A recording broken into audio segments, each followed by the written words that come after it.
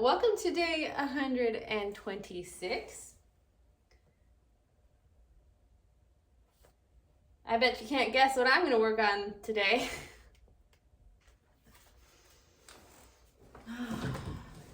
Choir stuff, but I think I'm going to start off by playing something fun. Just because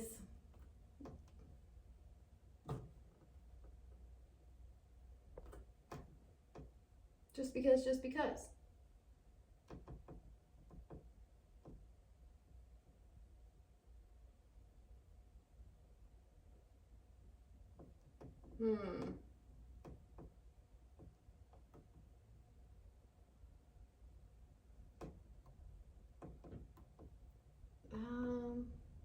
I played that one recently.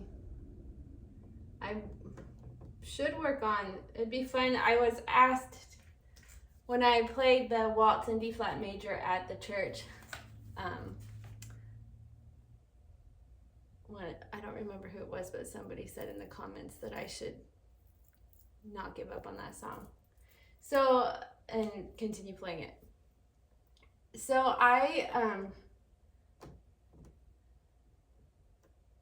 learned this song, it's the Waltz in D flat major by Chopin, and I learned this song in 7 years ago, something like that, as a challenge to myself.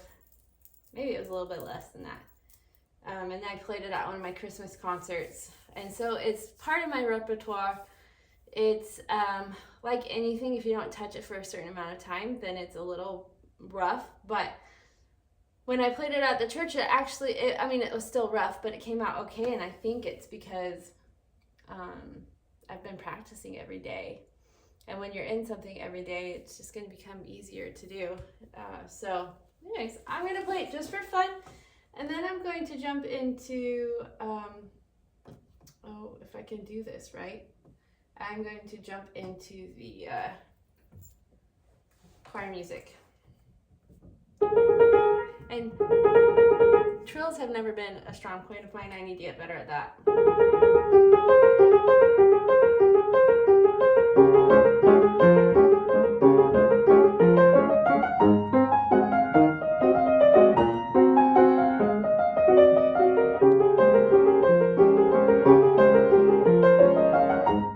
Something to talk about with waltzes that I think is really important, and it's a skill that you should be learning from the time that you learn how to have it, learn chords to play usually in your left hand to accompany whatever the melody is in your right hand, is that you want your left hand to sound quieter than your right hand. And so I like to think of my left hand as a support for the melody, or whatever hand is playing the support sound. And support never outstages the main, the person in charge, right? Like, it always stands in the background and helps the main sound shine. And so make sure, and I think more than just pressing the keys correctly, it's mentally how you think about it. That's where you're going to really get the sound, and that's where it's really going to translate through to your hands. And so, for instance, with a waltz, you don't want to play this.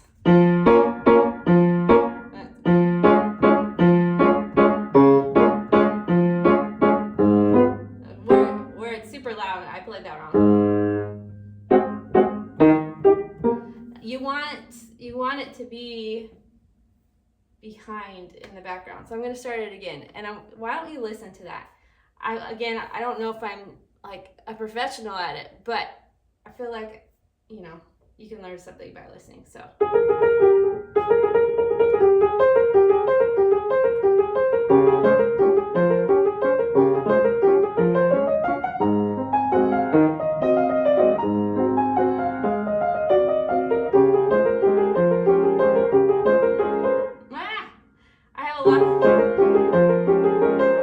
I have this kind of memorized, and so when I get distracted. Another thing is in a waltz setting in music, you have a strong beat down on beat 1, and then the other 2 beats are weak. So you want to give a little bit of an accent to that first beat and then like come off of it a little bit for the rest, if that makes sense, okay? And you can listen for that too.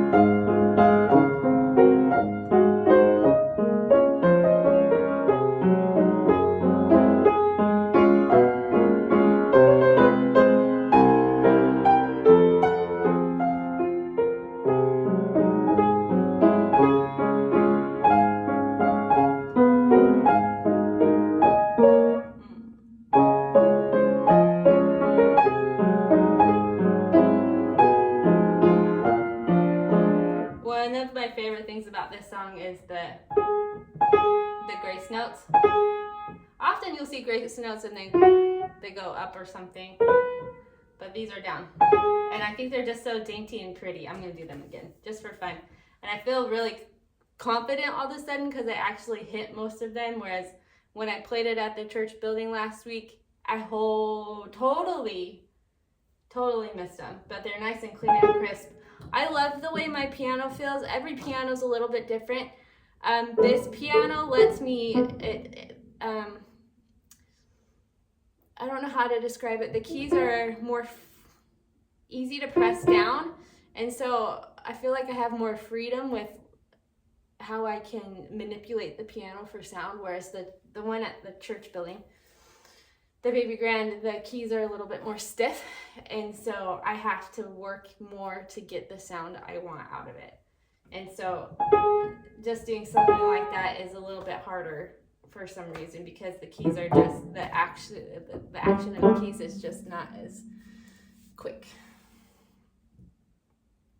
Yeah, I said I was doing it right and then I messed up.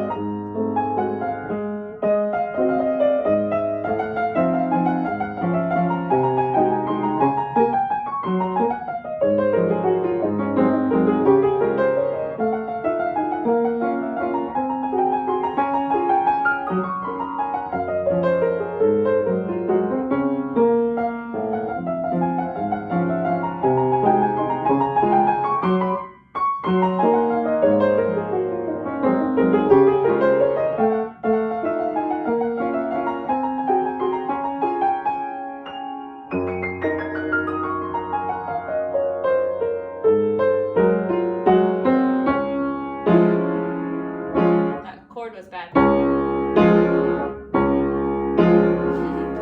This is also one of my favorite parts, that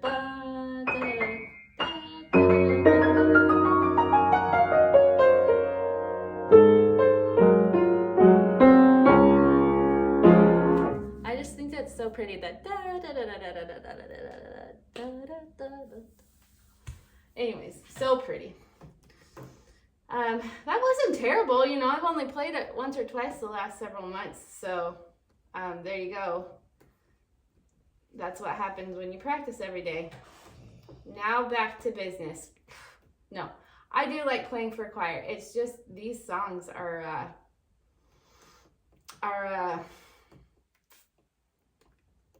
hard, and it's hard because I don't have an organ to practice on, which makes things like I want to be able to practice the pedal, but I can only do it once or twice or maybe 3 times a week.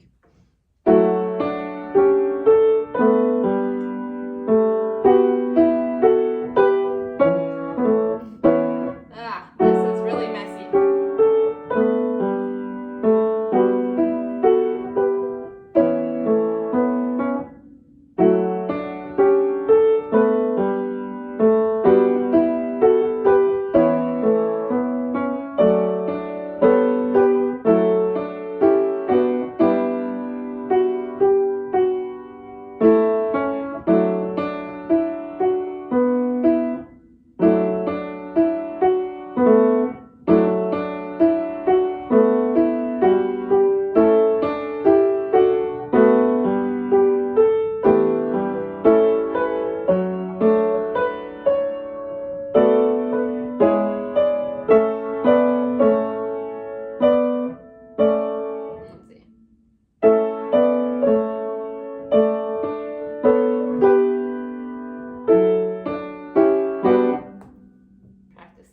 Transition.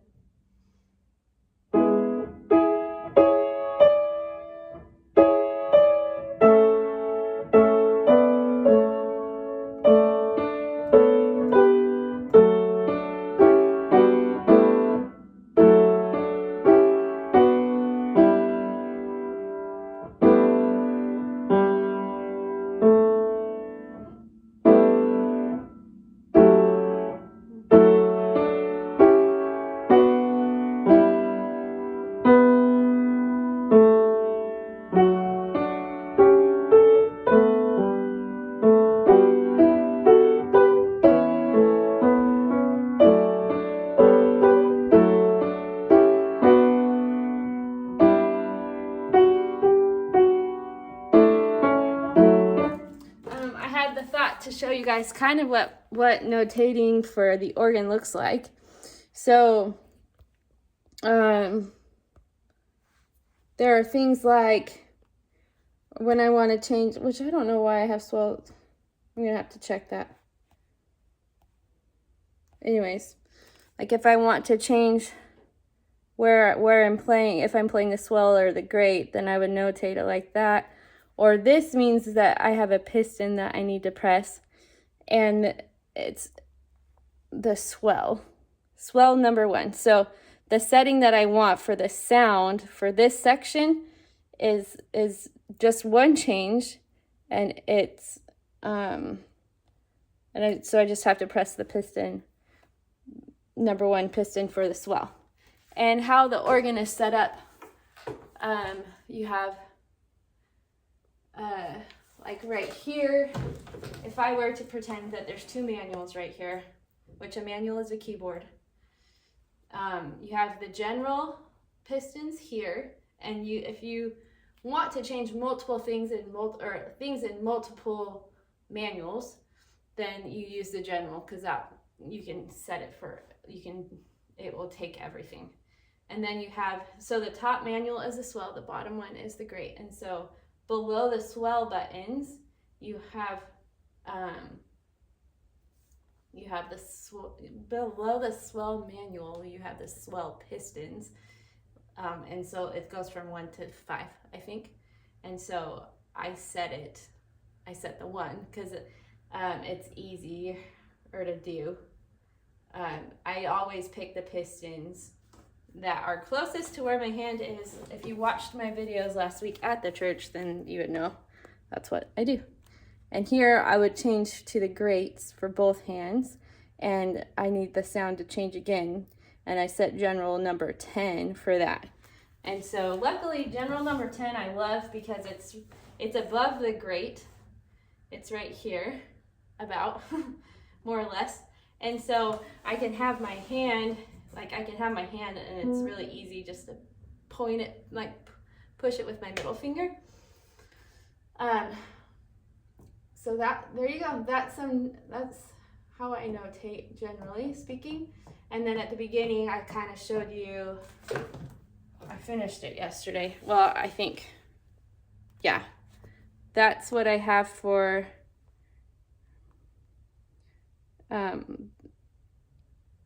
basically each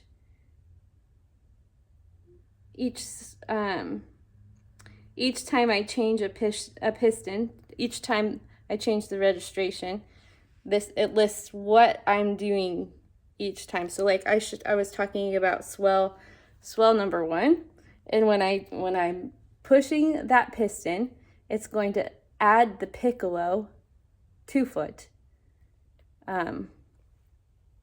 for that section. So it's just adding there. Sometimes, like this is the open one, okay? And so that's how I start off my registration with general 9. And then, yep, general 10, general 8, all those things. And each one has different things. The reason why I use generals, see, for example, right here, is because I have a grate I need to change, and I have some stuff on the swell I need to change. Sometimes I have it on where I need to change something on every one, but not this. So, yeah, there's some explanations. I don't remember where I ended, so I'm just gonna start in a spot.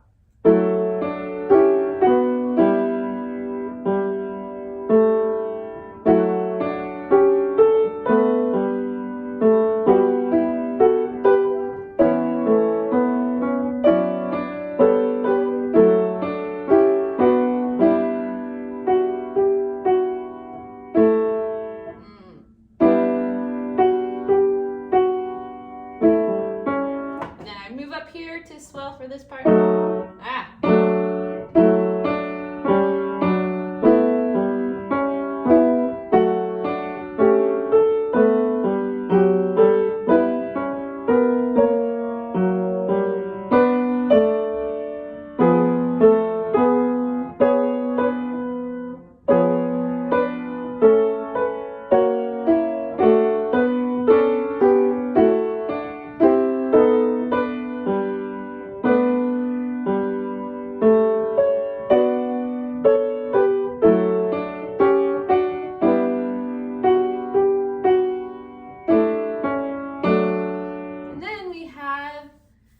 A beautiful, oh, what?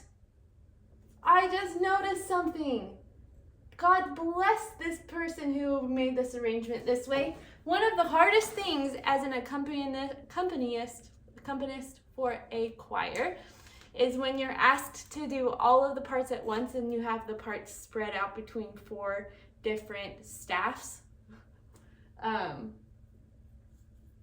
Or clefs, and so, or lines, or whatever you want to call it.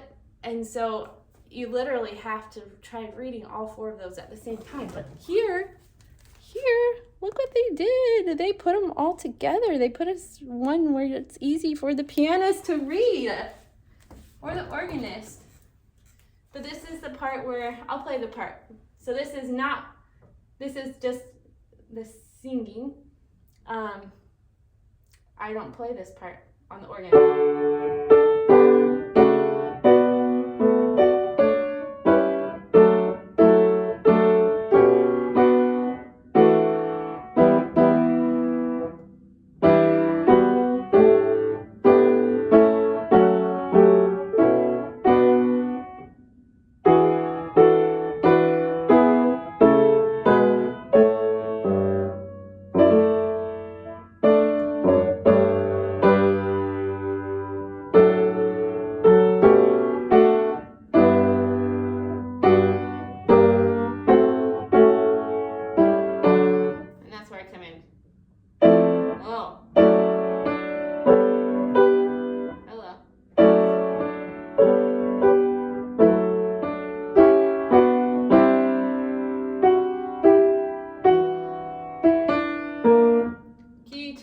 which I use this hand but on accident. So I jump down and push 9, 4, not key change, registration change. 1, 2, 3, 4, 1,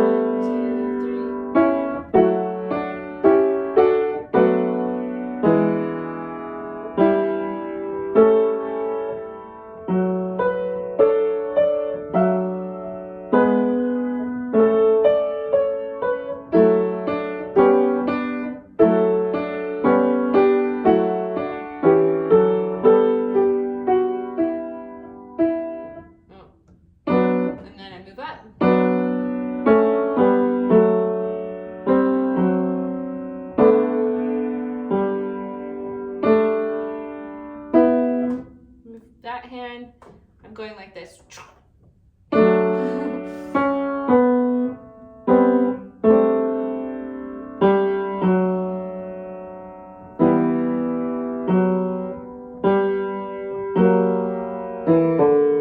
then pressing that to change the pedal. And the pedal's down here because there's 2 that I have to play at the same time.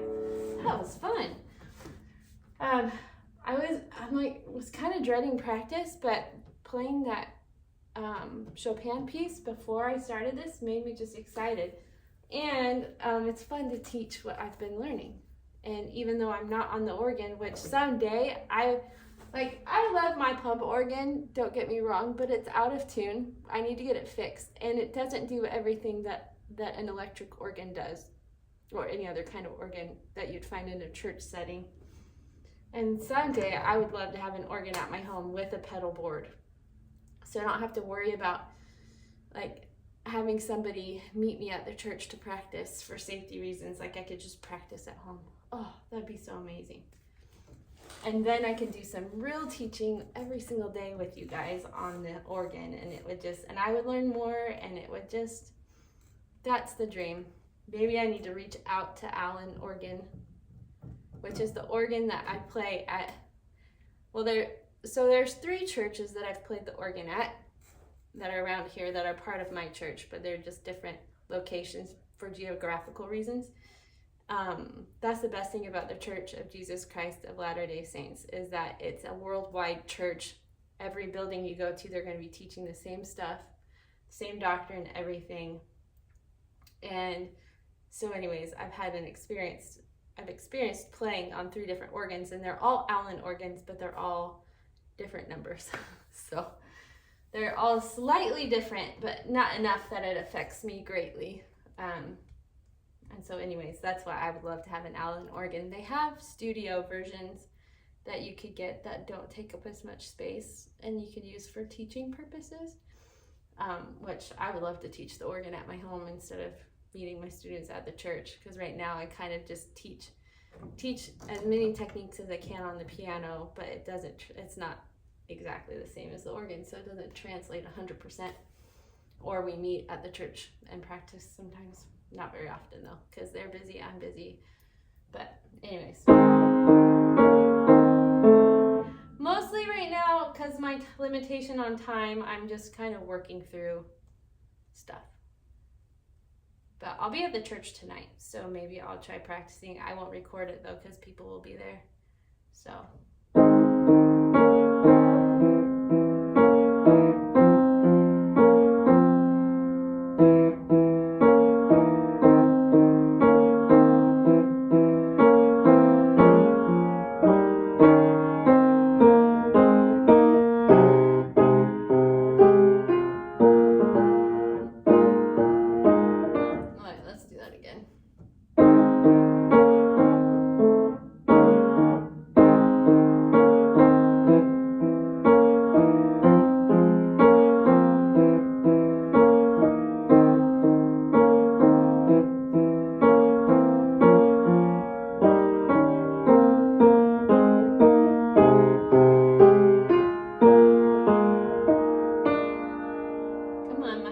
Turn the page.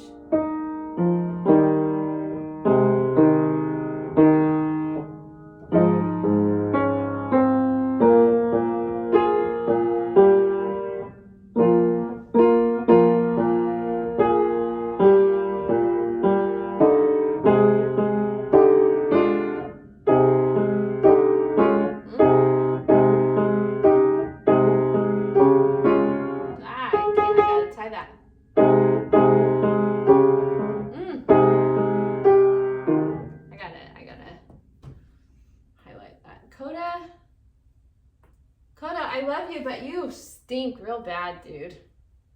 It's kind of not cool. That's really thick. Oh, you don't like that I told you that?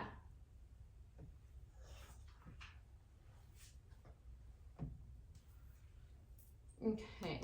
I don't want to highlight every single tie in the music because there are so many ties that it would just muddy up the waters. No thanks.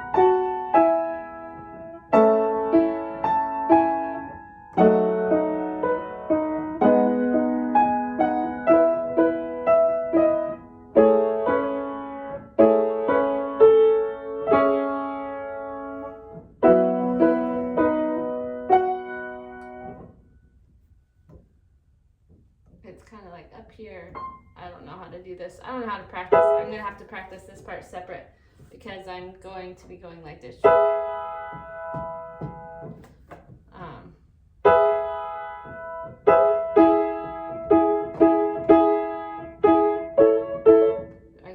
can't do that. It's the same notes. All right. I have 5 minutes left.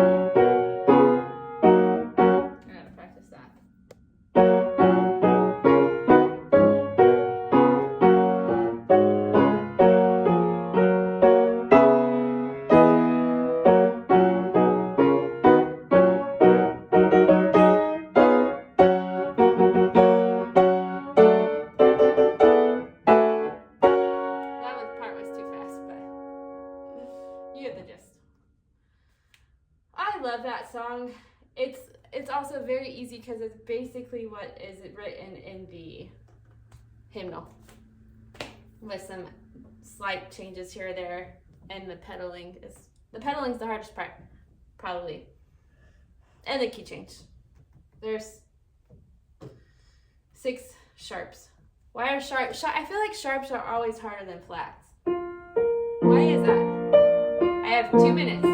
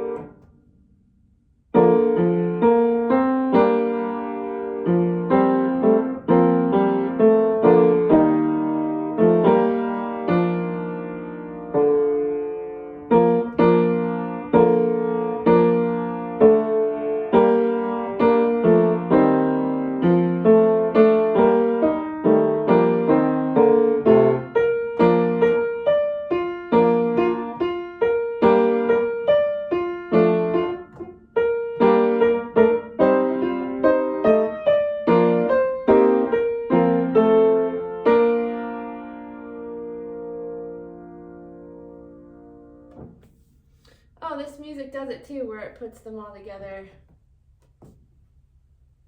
Oh, bless it. No, maybe they don't.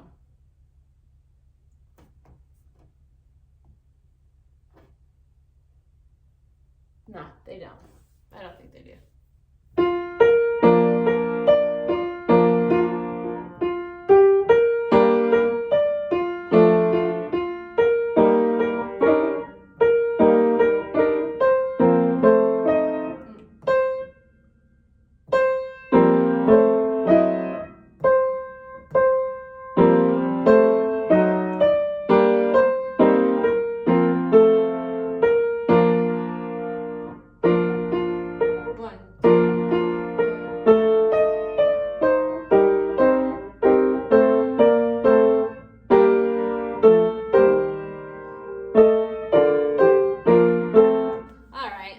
Finish the song, but I don't have time. I already went over time by a minute. Dang it, I really wanted to finish. Thanks for joining me today, guys. That was really a fun session. I don't know if you can tell, but it was lots of fun. I enjoyed it, and it makes me excited to actually perform it in a month and a half. And so thanks for joining me today for day 126. And we'll see you tomorrow. I hope you had a really good day, and I hope you found something that brought you joy today. All right. Bye, guys.